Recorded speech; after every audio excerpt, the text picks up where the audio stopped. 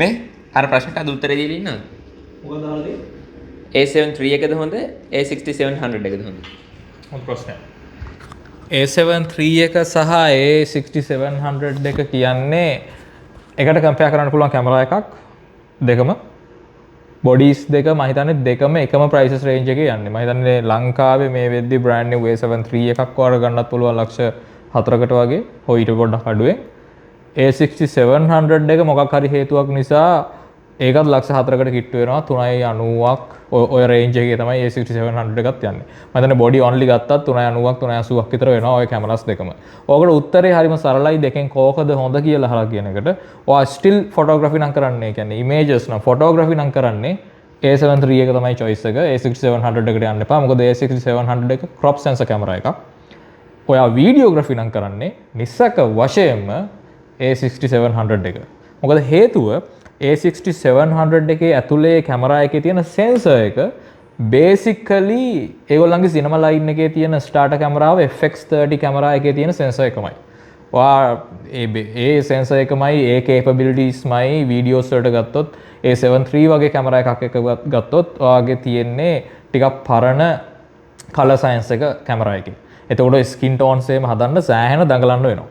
A7 III වගේ කැමරාවක් ගත්තොත් ඔයා කලර් ග්‍රේඩ් අර එහෙම කරලා. ඔයා ලොකෝට ප්‍රොෆෙෂනල් අවබෝධයක් නැත්නම් කලර් ග්‍රේඩින් සම්බන්ධයෙන් ප්‍රශ්නයක් වෙන්න පුළුවන්. නමුත් A60 700 එකේ ඒ ප්‍රශ්නේ ගොඩාක් දුරට ඒගොල්ලෝ රිසෝල්ව් කරලා තියෙනවා. නමුත් ලොකුම හේතුව තමයි ඔයා ඇඩිෂනල් මේ කලර් ග්‍රේඩින් ඒ වගේ දේවල් කරන්න යද්දි ඔය log format එකෙන් අපි shoot කරනවා කියලා කියනවනේ. ඒ කියන්නේ මේ log curve එකකින් S-Log3 තමයි සාමාන්‍යයෙන් Sony වලට තියෙන හොඳ ඒගොල්ලන්ගේ තියෙන log profile එක.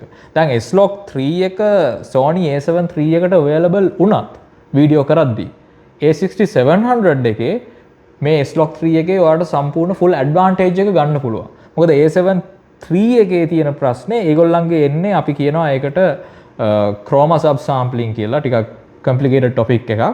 එතකොට මේ 422 8 bit කියන codec එක තමයි 420 8 bit කියන codec එක තමයි A7 III එකේ එන්නේ. සරලව කිව්වොත් A7 III කැමරා එකේ එයාට සම්පූර්ණ capture කරන්න පුළුවන් color information තියෙන්නේ colors 16.7 million colors. දැන් A60 700 එකේ ඔයාලට පුළුවන් 10 bit 422 shoot කරන්න. ඒක තමයි තියෙන ලොකුම advantage එක වීඩියෝ වලට ආපුවම. දැන් 10 bit 10 bit 422 ඔයා shoot කරන්න යද්දී එයාගේ තියෙනවා 1 billion colors 16.7 million 1 billion. එතකොට ඔයාට මේක color grade කරන්න අරගෙන ගියාම ලස්සනට මේ වැඩේ කරගන්න පුළුවන්. අවශ්‍ය කරන data ඔක්කොම තියෙනවා. නැත්නම් අර color select කරලා ඉවරලා grade කරද්දී අර noise එන ඒවා නිකන් අර banding වගේ එන ඒවා A7 III එකේ තියෙන ප්‍රශ්න මුකුත් A60 700 එකේ නැහැ. ඒ නිසා උත්තරේ හරි සරලයි. ඔයා still images නම් වැඩිපුර කරන්නේ ප්‍රොෆෙෂනල් බොඩි එකක් A7 III කියලා කියන්නේ යන්නේ A7 III එකට. නමුත් ඔයා වීඩියෝග්‍රැෆි නම් කරන්නේ ප්‍රොෆෙෂනල් වීඩියෝග්‍රැෆි නම් කරන්නේ ඔය දෙකෙන් එකක් ඔයා චූස් කරනවා නම් යන්න A60 700 එකට. නැත්තම් තව රුපියල් ලක්ෂයක් විතර අමතරව හොයාගෙන වැඩිපුර දාලා A7 IV එකකට යන්න.